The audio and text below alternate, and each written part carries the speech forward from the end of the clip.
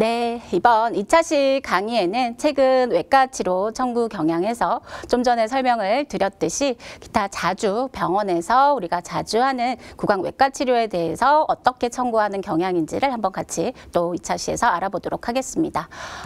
좀 전에 설명을 할 때 우리가 발치하고 또 많이 사용을 하는 게 요즘에 이렇게 지혈제를 사용하는 경우가 있는데 이 부분 한번 좀 짚어보고 가도록 하겠습니다. 그래서 병원에서 이 부분과 관련돼서 좀 혼돈해서 사용을 하는 경우가 많이 있고 이로 인해서 환자들의 민원이 좀 많이 발생을 하는 부분이 있고 공단에서 또 조사가 나가는 사례가 있기 때문에 조금 주의를 하셔야 하실 것 같은데요. 일단 지혈제 종류를 좀 보도록 하면 지혈제는 약제하고 재료 두 가지가 있습니다. 그래서 약제는 우리가 부가적으로 약제 같은 경우에는 심평원에 별다르게 신고하는 부분은 없었죠. 청구를 할 때. 근데 재료 같은 경우에는 반드시 심평원에 재료 신고라는 거를 하고 이제 청구 작업을 해줘야 되는 부분이 있었죠. 그래서 재료는 일단 재료로 분류가 된 것은 반드시 재료 신고를 통해서 먼저 하고 나서 청구 작업이 들어가 줘야 한다라는 거 기억하시면 되실 것 같고요. 좀 자세하게 알아보도록 하면 지혈제 사용을 할 때 제가 두 가지가 있다라고 얘기를 했어요. 그래서 약제가 있고 재료가 있는데 약제로 사용할 때는 기본 산정 적용 범위는 이제 발치를 하고 나서 지혈이 좀 제대로 되지 않을 때, 좀 블리딩이 좀 많이 날 때 그런 경우에 약제를 무관하게 그냥 허용 범위 안에서 청구를 하실 수가 있고요. 그다음에 지혈제가 재료로 등재가 되어 있는 거는 이거는 일단 종류 자체 심평원에서 등재를 할 때는 지혈제로 등재를 한 게 아니라 매식제로 우리가 고를 형성을 좀 도와주는 매식제 작용으로 등재가 되어 있습니다. 근데 얘가 심평원에서 우리가 이거는 지혈제로 인정을 해주겠다라는 별도의 항목이 있습니다. 그래서 세 가지로 나눠볼 수가 있는데 첫 번째는 혈액 질환이 있어서 환자가 발치하고 나서 치유 부전이 예상이 되는 경우에 산정을 하실 수가 있고요. 그리고 발치를 하고 났지만 하루 이틀이 지나도 블리딩 컨트롤이 되지 않아서 계속 출혈이 되는 경우에도 산정을 하실 수가 있고요. 그다음 상혹동, 누공이 됐을 때도 우리가 매식제 종류는 더 플루그 이렇게 조금 넘는 것들이 있죠. 그래서 그런 종류는 산정이 가능하다라는 거, 요 세 가지 범위 안에서 매식제 종류로 들어가는 것들, 테루플루그 이런 것들이 있겠죠, 종류가. 그래서 그런 우리가 재료는 지혈제로 청구가 가능하실 수 있다라는 점 알아두시면 되고요. 당연히 이렇게 우리가 재료로 등재가 돼 있는 거는 반드시 심평원에 재료 신고가 들어가 줘야 된다라고 설명을 드렸습니다. 한번 청구한 내용을 같이 한번 보도록 할게요. 그래서 일단 우리가 지혈제를 넣었을 때 약제로 들어가는 범위는 지금 이렇게 헤모스폰이나 서지셀이나 이런 약제, 앞에 보면 약제라고 되어 있죠. 그래서 약제로 청구를 하실 수가 있고요. 가격은 577원, 5,068원 이렇게 산정이 되는 경우가 있습니다. 근데 이때 서지셀이나 헤모스폰을 쓰는 경우에 이렇게 보험이 되는 가격이 있는데 별도로 우리가 그냥 기본적으로 헤모스폰 강요 후에 5,000원씩 받고 있다라고 하면 이건 이미 비급여가 되기 때문에 환자가 민원을 제기하게 되면 문제가 굉장히 크게 발생을 하실 수가 있습니다. 그래서 보험이 되는 건지를 일단 확인을 먼저 하시고 수납을 우리가 적용을 해주셔야 되는 부분이 있다라는 거를 꼭 기억하셔야 되겠고요. 그 다음에 우리가 매식제로 사용을 하는 경우가 있다라고 얘기를 했죠.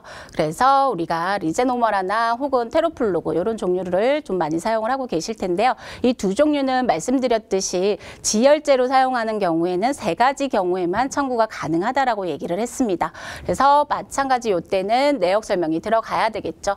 그래서 심혈관계 질환을 앓고 계신 분들이 아스피린이라든지 이런 약을 복용하고 계시는 경우가 있기 때문에 이런 경우에는 당연히 이제 발치하기 전에 아스피린 드시고 있다라고 하면 3일에서 한 5일 정도는 약을 끊고 오세요라고 우리가 말씀은 드리지만 이런 환자들이 와서 발거를 하는 경우에 지혈이 제대로 되지 않는 경우가 발생을 할 수도 있기 때문에 이런 경우에는 이런 종류, 매식제의 종류를 청구가 가능하실 수가 있다라는 거죠. 그래서 내역 설명 반드시 복용 중인 약으로 인해서 아니면 심장 질환으로 인해서 아스피린이라고 이렇게 명확하게 표시를 해주셔도 되고요. 그래서 내역 설명을 놓고 지혈이 잘 되지 않아서 우리가 사용을 한다라고 하면 보험으로 적용을 해서 청구를 하실 수가 있다라는 거죠. 그래서 가격은 22,000원 정도 가격이 나오고 있습니다. 그래서 이거는 두 가지 제품이 다 똑같은 가격으로 책정이 되어 있기 때문에 어느 거를 써도 한 이 정도 가격이 나온다라고 보시면 되고요. 그다음 이제 이거는 우리가 지혈제로 쓰는 거고 그 외에 원래 등제 자체는 매식제로 되어 있기 때문에 이거 외에 우리가 골 형성을 촉진 목적으로 사용한다라고 하면 이때는 선별급여라는 요런 부분이 또 파트가 따로 있기 때문에 본인 부담률을 80%로 적용을 해주셔야 합니다. 기본적으로 우리가 보험 적용이 된다라고 하는 건 본인 부담률 30%에 공단에서 70%를 부과를 하는 거죠. 근데 이 부분은 우리가 완전히 비급여는 아니지만 본인 부담금 80%를 하고 20%는 공단에서 부가적으로 지불을 해 주시겠다라는 거죠. 그래서 뭐 어떻게 보면은 급여와 비급여의 약간 중간 단계에 있는 게 선별급여 상황이라고 보시면 되실 수가 있겠죠. 그래서 매식제로 하는 경우에는 선별급여로 책정을 해주셔야 하고요. 본인 부담률을 80%로 적용을 해주셔야 한다라는 거. 그래서 이 상황을 이제 또 프로그램에서 적용하는 걸 한번 설명을 드리도록 하겠습니다. 일단 우리가 발치라는 내역을 이렇게 넣게 되면 뭐 부가적으로 예외라든지 기타 쭉 스크롤을 밀어보면 여러 가지들이 있는데 요 스크롤을 금액이나 예외나 요 창 위에서 마우스 우클릭을 해주시게 되면 지금처럼 밑에 보면 선별급여라는 거에 체킹이 안 돼 있는 경우도 있고 체킹이 되어 있는 경우도 있으실 겁니다. 그래서 체킹이 되어 있는 경우는 그냥 되어 있구나 하고 다시 설정을 해주시면 되는 거고요. 지금처럼 체킹이 안 돼 있다라고 하면 체크를 한번 클릭을 해주시면 체크가 됩니다. 그래서 체크를 하시고 다시 넘어오게 되면 이렇게 창이 이제 밑에 이제 테러플루그나 리제노머 있는 부분에 그 밑에 보면 스크롤바가 또 있죠. 그래서 걔를 쭉 밑으로 옆으로 밀어보게 되면 지금처럼 선별급여라고 하는 항목이 또 하나가 생겨 있는 걸 확인을 하실 수가 있으실 거예요. 그래서 그 선별급여에 우리가 체크를 하게 되면 이렇게 30%인지 50%인지 80%인지 90%인지 선택을 할 수가 있습니다. 그래서 우리가 매식제 종류 위에서 해야 되겠죠. 리제노머나 오르곤 테러플루그 위에 22,520원이라는 그 가격 위에서 우클릭을 하게 되면 이런 창이 떠주게 됩니다. 그래서 이때 이제 클릭을 제가 잘못 설명을 드렸어요. 우클릭이 아니라 이 30%, 50%, 80%, 90% 할 때는 클릭을 해주셔야 돼요. 클릭을 하면 이때 제가 80%로 적용을 해주셔야 한다라고 얘기했죠. 그래서 80%에 체킹을 해서 적용을 해주시게 되면 이렇게 가격이 지금과 다른 상황이 발생을 하죠. 38,000원. 보험 적용했을 때는 38,000원이고요. 지금 매식제로 우리가 사용을 해서 우리가 80% 선별급여를 적용했을 때는 49,910원이라는 이 총 진료비도 다르고 본인 부담금도 이렇게 다르게 책정이 돼 있는 것을 확인을 하실 수가 있으실 겁니다. 그래서 한 번씩 우리 병원에서 이런 걸 쓴다라고 하면 반드시 어떤 상황에서 쓰는지를 한번 체크를 해주시는 게 필요하시겠죠. 그다음 우리가 이렇게 비급여로 또 산정을 할 수 있는 지혈제가 있는데요. 이거는 스폰고스탄이라는 종류하고 뭐 베나셀이라는 종류가 이제 19년도에 또 비급여로 등재가 됐습니다. 지금 또 뭔가가 재료가 되어 있을 수도 있으실 거예요. 그래서 요거는 우리가 지혈제로 쓰는 약제에 대해서 구입하는 업체에 물어보면 이게 보험 재료이다 혹은 비보험 재료이다를 설명을 해주십니다. 그래서 반드시 보험 재료로 되어 있는 거는 보험으로 적용을 해주셔야 하고요. 비보험으로 되어 있는 재료는 비급여로 적용을 해 주셔야 한다라는 사실을 잊으시면 안 되고요. 반드시 이렇게 비급여로 되어 있는 지혈제만 비급여로 받아 주셔야 합니다. 최근에 민원이 많이 늘고 있는 게 이 지혈제를 뭐 5만 원을 받는다, 10만 원을 받는다 이렇게 해서 공단에 확인하는 경우들이 많이 있는데 지금처럼 비급여로 등재가 돼 있는 거를 사용한다라고 하면 크게 문제가 되지 않겠죠. 그런데 아까처럼 우리가 해모스폰을 사용한다라든지 테러플루그를 사용하는 경우에 기병 우리가 비급여로 뭐 5만 원, 10만 원 혹은 5천 원 이렇게 받는다라고 하면 이거는 이미 비급여가 되기 때문에 처벌이 굉장히 이중 처벌을 받을 수 있는 강하게 들어가실 수 있는 부분이 있기 때문에 주의를 많이 기울이시고 어떤 종류의 지혈제를 사용하고 있는지 반드시 체크를 해 주셔야 하는 상황들이 필요하실 수가 있겠죠. 자, 그다음 이제 그 외에 우리가 자주 하는 외과 치료에 대해서 같이 이제 또 알아보도록 하겠습니다. 뭐 많이 하는 거는 치조골 성형이라는 거는 굉장히 치과에서 특히 요즘에 굉장히 많이 병행이 되고 있는 부분이죠. 그래서 지금처럼 이렇게 알베올라 플레스트리 혹은 알베올라 액토미 차트 이렇게 적는 경우들이 있는데 뭐 덴처를 좀 많이 하는 병원 같은 경우는 이렇게 차팅이 들어가는 경우가 좀 많이 있으실 것 같아요. 그래서 뭐 무치아 환자이거나 혹은 아니면 치아를 빼고 우리가 다시 덴처가 들어가야 되는 상황이라든지 이런 경우라고 하면 치아가 거의 없기 때문에 우리 원장님들이 이렇게 동그라미 표시를 많이 해주십니다. 그런데 치조골 성형은 반드시 산정 기준 단위가 치당 산정이기 때문에 반드시 어떤 치아 치식 번호를 기록을 해주셔야지 청구를 할 때 이게 3개인지 4개인지 5개인지 10개인지 우리가 알 수가 있다라는 거죠. 그래서 이렇게 기록을 하는 경우는 다 청구를 못하는 상황들이 발생을 하실 수도 있다라는 거죠.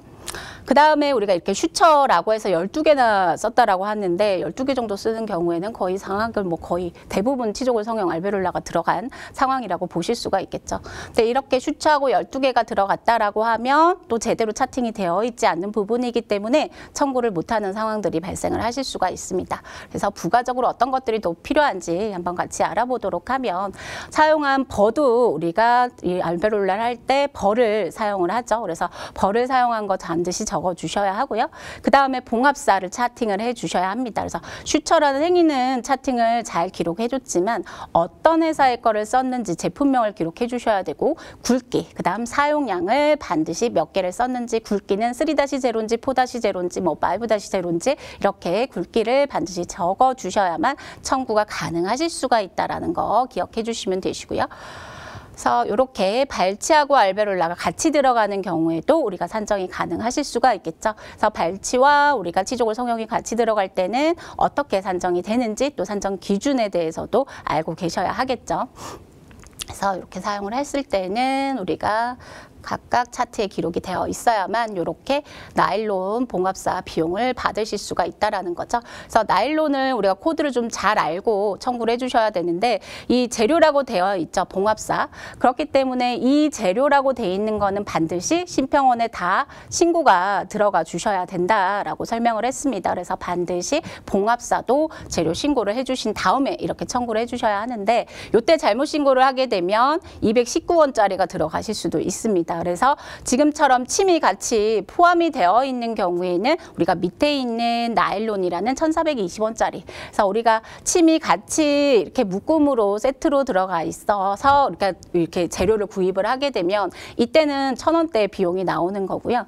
그 다음에 우리가 그렇죠. 봉합침이 없고 그냥 실크 혹은 나일론만 사용을 해서 병원에서 이렇게 하나씩 엮어주는 경우가 있으실 겁니다. 그래서 그렇게 사용을 하는 경우에는 200원짜리 비용이 부가적으로 들어가실 수가 있다라는 거죠. 그래서 어쨌든 그거를 사용한 어떤 종류를 쓰든 간에 차트에 어떤 종류를 썼는지가 적혀져 있어야지 200원을 받을지 1,000원을 받을지 이게 뭐 한 12개를 더 받았다라고 하면 그래도 10개만 해도 10,000원가량의 비용이 더 발생을 할 수가 있는 부분이기 때문에 지금처럼 차트에 기록이 돼 있지 않다라고 하면 이 정도 비용을 받을 수가 없겠죠. 그러면 우리 병원은 또 손해를 보고 청구를 하시는 상황이라고 보셔야 하겠죠.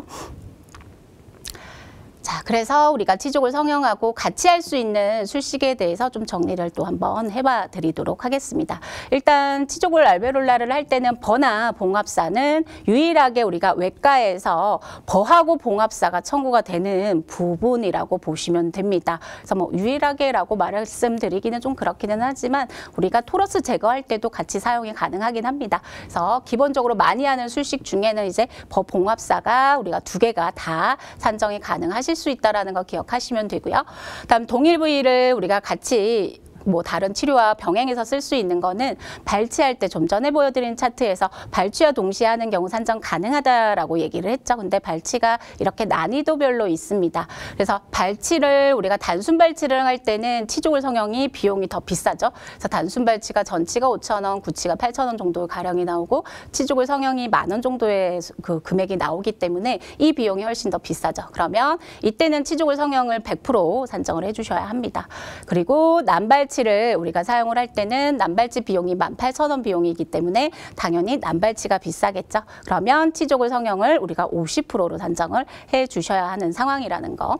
그리고 매복치하고 임플란트 제거 복잡에는 이미 이 골삭제라는 비용이 포함이 돼서 매복치 혹은 임플란트 제거 복잡이라는 비용 산정이 되어 있는 거기 때문에 부가적으로 치조골 성형이 들어갔다 하더라도 받으실 수는 없다라는 거. 이 비용이 포함이 돼서 매복치가 되는 거고 이 비용이 포함이 돼서 임플란트 제거 복잡으로 산정을 하실 수가 있다라는 거 알아두시면 되고요. 그래서 대개 이제 치조골 성형을 단독으로 쓸 때는 그냥 뭐 100% 다 산정을 하시면 되지만 발치랑 같이 혹은 임플란트 제거와 같이 들어갈 때는 받을 수 있는 게 100% 받을 수 있는 게 있고 50% 받을 수 있는 게 있고 받을 수 없는 게 있다라는 거 종류별로 알아두시면 되실 것 같습니다. 자, 다음으로 버나 봉합사에 대해서 외과에서 주로 많이 하는 술식에 대해서 좀 정리를 해봐 드렸는데요. 일단 말씀드렸듯이 치조골 성형, 버하고 봉합사가 산정이 가능하다라고 설명을 드렸죠. 근데 이 버 봉합사가 또 같이 가능한 게 우리가 토러스 제거하는 것도 산정이 가능하다라고 설명을 드리고요. 조금 제가 부가적으로 넣지는 않았지만 자주 하지 않아서. 그리고 발치를 할 때는 우리가 남발치 이상부터는 버는 되지만 봉합사는 되지 않는다라는 거. 그 외에 치료가 이제 치근단 절제술 할 때도 버는 산정이 가능합니다. 근데 생각보다 우리가 외과 파트에서 버를 더 많이 받으실 것 같지만 그 외의 치료들이 봉합사를 더 많이 받는 행위들이 좀 많이 있습니다. 그래서 외과 파트라고 해서 봉합사가 산정이 안 되는 건 아니라는 거 기억해 주시면 되고요. 부가적으로 나와 있는 행위에 대해서 봉합사가 산정이 가능한 부분이 잘 알아두시고 병원에서 치료를 한 경우라고 한다면 반드시 재료 신고 후에 청구를 하실 수 있도록 하셔야 하겠죠. 근데 버는 우리가 재료에 들어가 있기는 하지만 이 경우에는 청구를 그러니까 재료대 신고는 하지 않아도 됩니다. 그래서 봉합사만 재료대 신고를 하고 청구 작업을 해주시면 되실 것 같고요. 자, 그 다음에 많이 하는 게 이 구강내 소염술이에요. 이 구강내 소염술을 굉장히 병원에서 많이 하고 있는 행위 중에 하나이고 사실은 이게 좀 재정비가 필요하지 않나라는 생각이 드는 행위 중에 하나인데 이렇게 되어 있는 경우에 지금 이렇게 다들 상상이 아니죠. 실제 뭐 오늘 했을 수도 있고 어제 했을 수도 있고 내일 할 수도 있는 행위죠. 그래서 떠올려 보시면 어떻게 우리가 이 치료를 할 때 어떤 기구를 사용하는지를 한번 생각을 해볼 필요가 있을 것 같습니다.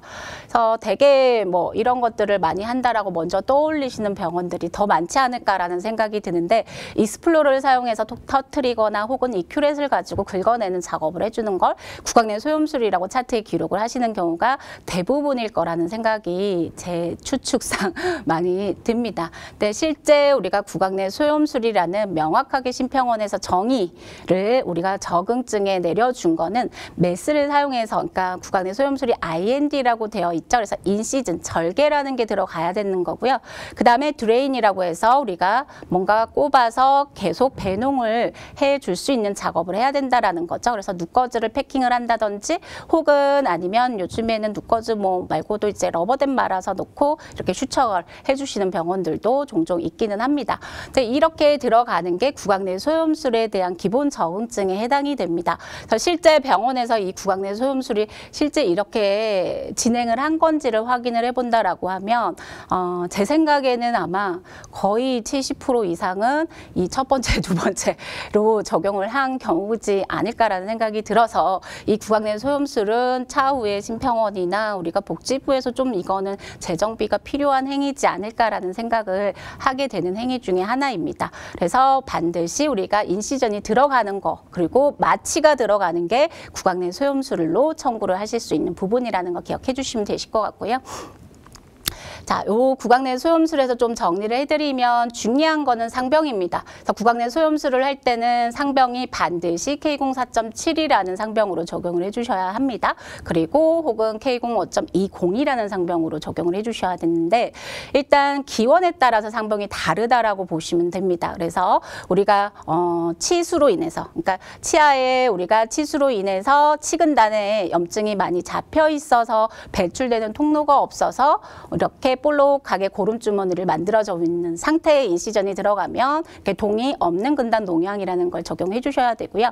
그 다음에 치주낭, 치주 포켓이 막혀서 우리가 이렇게 치아하고 치아 사이에 있는 잇몸이 부어 있어서 해주는 경우에는 이 치주와 관련된 상병 K05로 시작을 하고 있죠. 그래서 동이 없는 잇몸 기원에 치주 농양이라는 상병을 적용해 주셔야 되는데 이때 중요한 거는 없는 자가 들어간다라는 거죠. 그래서 없는 자가 들어가는 거는 누공이 없어서 배출되는 통로가 없기 때문에 이걸 열어서 배출을 억지로 시켜줘야 된다라는 뜻이 들어가야만 심평원에서 이 구강 내 소염술로 인정을 해주고 있기 때문에 상병이 이 두 가지가 들어가야만 삭감되지가 않는다라는 거 기억하시면 되고요. 봉합사는 우리가 들어가는 경우 아까 얘기했듯이 드레인을 할 때 우리가 빠질까봐 이렇게 슈처가 들어가는 경우가 있다라고 얘기를 했죠. 그래서 그런 경우는 산정이 가능합니다. 그리고 드레싱. 이게 이제 치주와 관련돼서도 하다 보니까 선생님들이 치주 후처치로 넣는 경우들이 종종 있는데 이거는 외과 파트에 우리가 행위들을 하고 나서 드레싱을 산정할 때는 반드시 수술 후처치 간단이라는 외과 파트에 있는 드레싱으로 수술 후처치로 산정을 해주셔야 한다라는 거. 그래서 행위가 소속이 치주 파트인지 외과 파트인지를 알아두시면 되겠죠. 그래서 외과 파트는 수술 후처치, 치주 파트는 치주 후처치가 산정이 된다라는 거 이렇게 간단하게 개념 정리를 하시면 되실 것 같고요.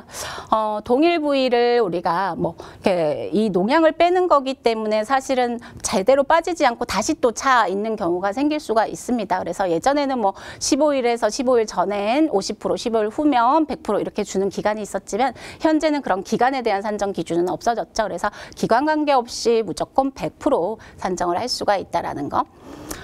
그리고 당일 2개소 이상 시행 시 상하 좌우로 구분해서 최대 200%까지 가능하다라고 한 부분이 있는데요. 그래서 구강 내 소염술 같은 경우는 절개로 이제 들어가는 부분이기 때문에 절개라고 하는 거는 절개 라인에 따라서 우리가 산정 기준이 달라질 수가 있는데 이때는 그냥 10번대, 20번대, 30번대, 40번대가 10번대가 하나의 같은 동일 절개 선이라고 보시면 됩니다. 그래서 10번대에 20번대에 30번대 이렇게 하면 하나에 100% 주고 나머지는 50, 50 준다라고 보면 200이 되겠죠. 그래서 내부인은 다 하실 수가 없는 상황이라는 거 알 수가 있겠죠.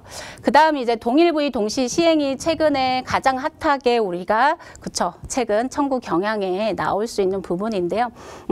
발수하고 치석 제거가 심평원에서 요즘에 청구 심사를 할 때 경향은 고시 기준으로 합니다. 그래서 고시가 명확하게 나와 있는 거는 우리가 인정을 그 명확한 근거에 의해서 산정을 하는 거고요.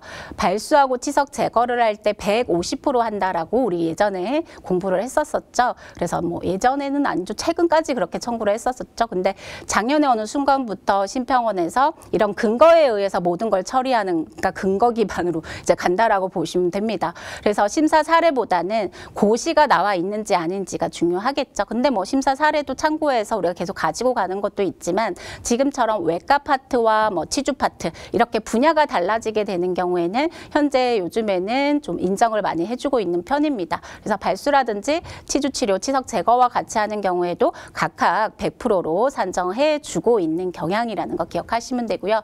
그래서 대부분 아마 예전에 뭐 얼마 전에는 뭐 주는 지원도 있고 안 주는 지원도 있다라고 하는데 최근에는 대부분 많은 지원에서 다 각각 100%로 지원을 해주는 것 같고요.